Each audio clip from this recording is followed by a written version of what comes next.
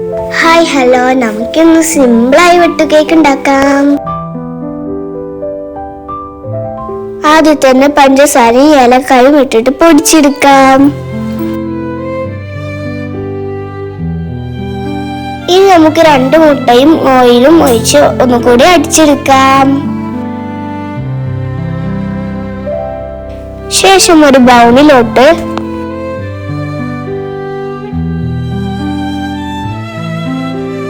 ഒരു നുള്ളു മഞ്ഞൾപ്പൊടിയും ഇട്ടിട്ട് നേരത്തെ അടിച്ചു വെച്ചത് ചേർക്കാം.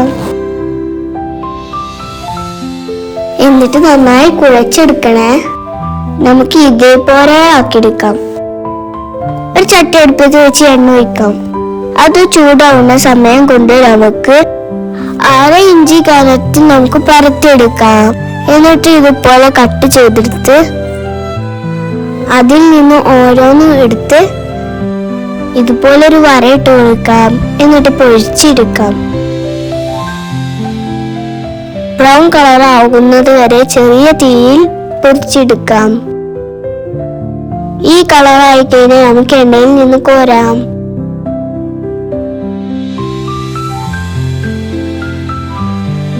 നമ്മളുടെ ഈസി ആയ വെട്ടുകേക്ക് ഇവിടെ റെഡി ആയിട്ടുണ്ട് കേട്ടോ. നമുക്ക് 4 മണിക്കൊക്കെ കട്ടച്ചായയുടെ കൂടെ കഴിക്കാം. ഓക്കെ, വീഡിയോ ഇഷ്ടമായാൽ ലൈക്കും സബ്സ്ക്രൈബും തരണേ. എൻ്റെ കൂടെ നിന്ന് സപ്പോർട്ട് ചെയ്യണേ. Thank you.